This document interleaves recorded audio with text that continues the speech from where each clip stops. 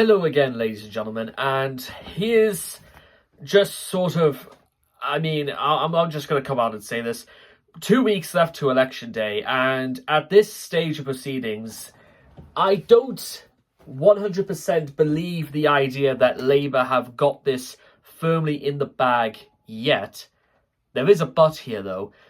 But realistically, the only way the Conservatives can actually claim any of this back at this point is if literally the heavens or if the ground split open and Margaret Thatcher ascended or descended back to earth, and all of a sudden, like, Rupert Murdoch or, I don't know, somebody has wets themselves or something like that. Because I will be completely honest, ladies and gentlemen, now, I only really started getting interested and involved in politics since the news about the EU referendum, Brexit, as far as we're concerned.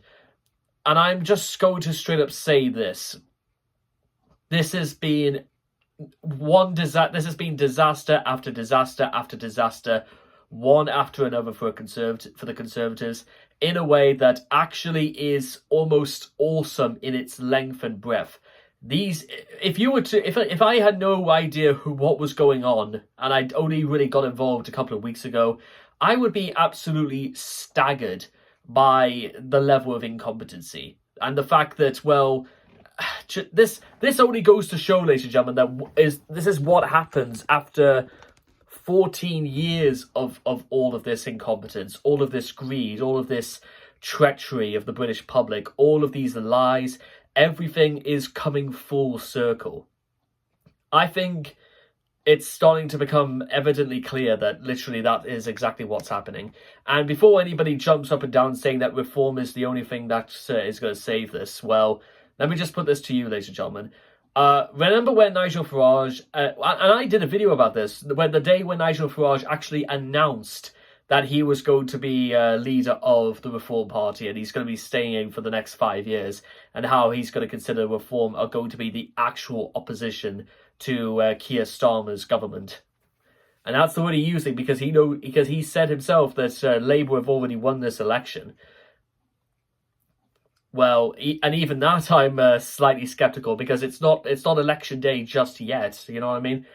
But are you really trying to suggest to me that, again, if a right-wing government has failed and their incompetency and all the scandals and everything's come to light from Rishi Sunak being about as great with public relations as, well, that one lad who was in charge of the campaigning who was caught, trying to bet on the election, her wife who was trying to sue the BBC for this coverage, and, well, just about everything else we see from all of those who are defecting over to Labour, those who are not standing in this election, and people who aren't even going to go to Reform.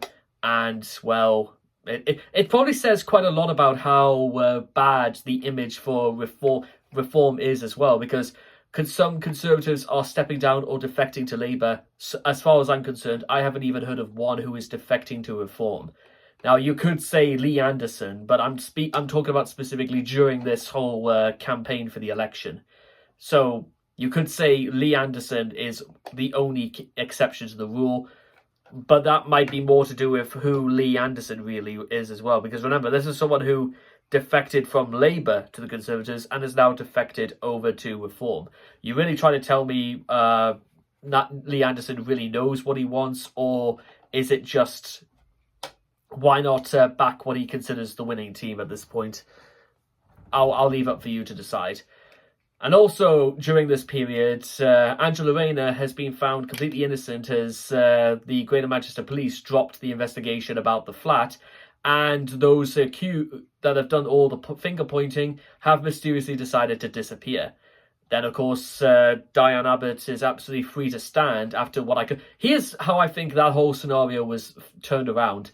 Angela Rayner grabbed both Diane Abbott and Keir Starmer by the heads, banged them together and said to them, "This is the most important point we have during this election to actually get into power. Quit the arguing." And yes, I do genuinely believe that's probably how it went. Angela Rayner basically got their heads together and say, hey, quit the arguing. We're getting this sorted. Stop trying to throw this. And then finally, we also hear news earlier today saying that, well, Keir Starmer even admits, well, to be honest, I would have admitted as well that Jeremy Corbyn would have made a better Prime Minister than Boris Johnson. And at this stage, to be honest as well, we can only really judge with the benefit of hindsight, but because I knew quite a lot about Boris Johnson before he became Prime Minister anyway, and to be honest, quite a lot of people did as well, this shouldn't come as a surprise to anybody else. And Nigel Farage, I did videos about Nigel Farage, about who this man really is, and to be honest, all of his business decisions seem to stem from the fact that he's not really doing it for ordinary working class people of Britain, no matter who they are, whether it's white, European, or anywhere else in Europe, or even anybody who's actually been born in Britain who might have backgrounds from the rest of the world. As far as Farage is concerned, they're all from the exact same cloth, and they should be despised and hated for it. Then there was even that cartoon about an elderly man being pushed to the back of a queue behind Europeans and the rest of the world, which, ironically, they deleted this because, well, it painted them out as nothing more than just racists, to be honest.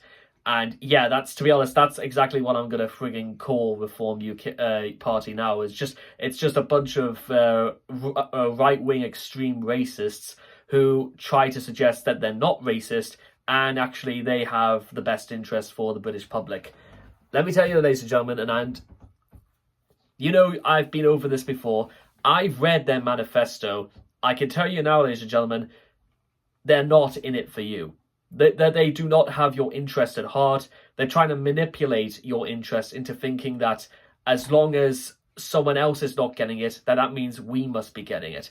That's the entire mantra of Reform Party's manifesto, is that they want you to believe that actually they're doing it for your interests when no, they're not. That's how parties manipulate people like that, especially when it comes to things about stopping the boats, which, to be fair as well, the Tories have completely painted themselves into a corner over this as well.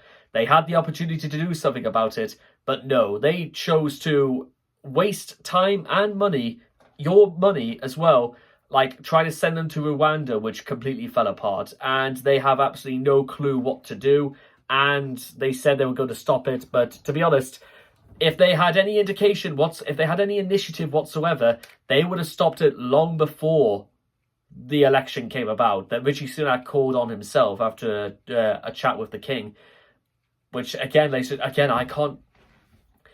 If it was really that important, if the issue of migration was really as important as what the papers and the press are trying to make you out to be, they would have just peer pressured Rishi Sunak or the Home Secretary to have just gone on with this. You know that, and I know that. But they don't, because they know it's going to cost money. Money that's probably it's going to be paid for you and I, let's be honest. Do you really think that the 1% of the richest people in this country will actually pay for any of this? No, you must be joking. Of course they won't do that. It all gets paid for by us as far as they're concerned, and they don't seem to have an issue with this either. Then, as if this didn't seem to get any worse than it is, I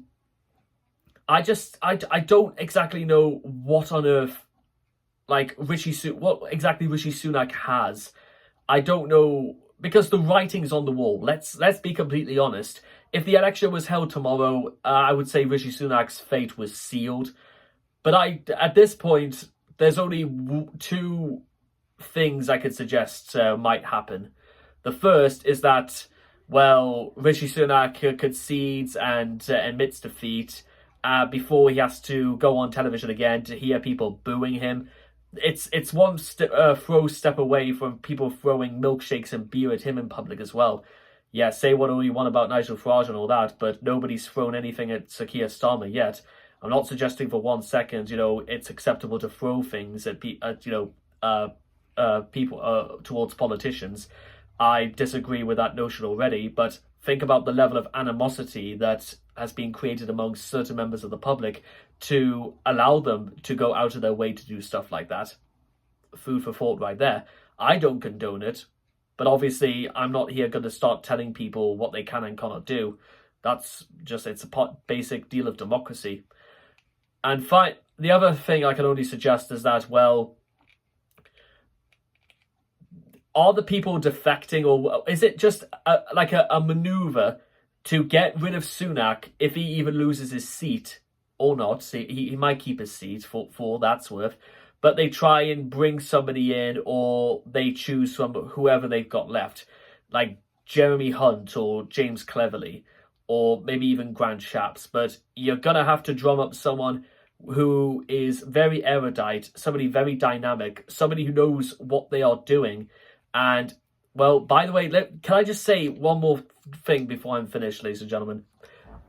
Back when literally they announced the election, the very next day, the Daily Telegraph wrote an article saying that they took a look at Labour's front bench and they said it was the most boring front bench of all time.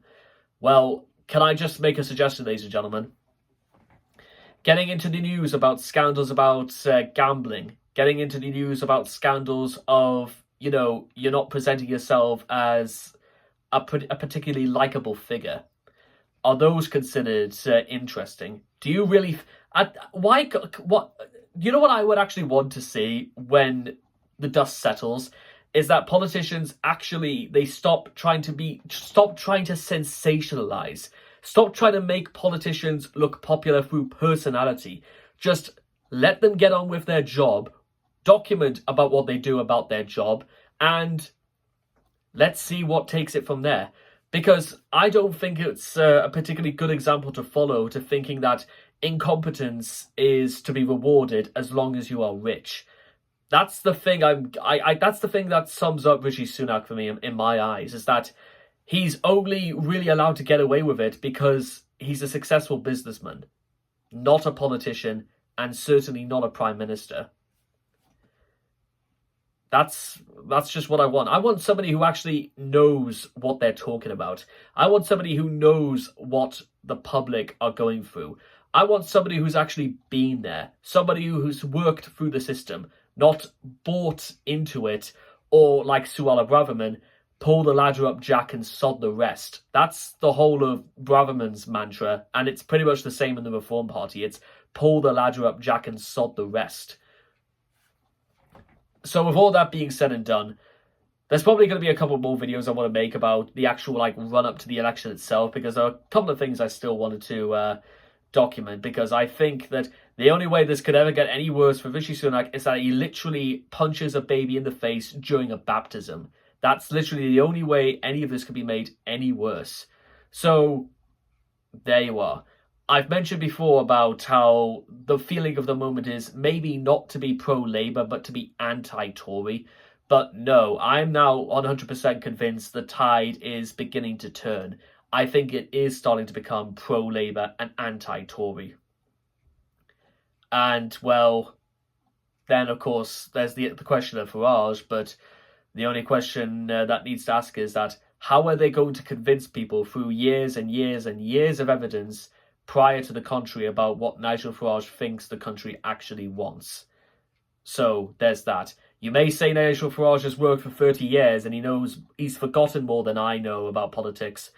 Well, go on then, try to convince me. Because that's the thing as well, so many people need to be reminded about, is that they need my support. They need to count on my vote as well. They need to count on my support. They need to convince me that they are the party to vote for. And I don't get that. But that doesn't mean they have to stop trying, you know what I'm saying? They've still got to bring me over to their side. But, well, they don't seem interested in that because, well, they know fine well that I see it. My conscience is perfectly clear and I see through all of this. So with all that being said and done, even though the campaign is not over yet, it won't be over until Thursday when the bell chimes and they declare whoever's the new Prime Minister. But once again, I genuinely can't believe that things are the way they are. But you know what? I would have literally have said this if I was in the House of Commons right now, is that I can't believe how badly you guys are making all of this look. Because you know what? And I'll just say this right now, because I'll take a page out of Liz Truss's book. You know what? 98% of this job is just common sense. So there's that to think about.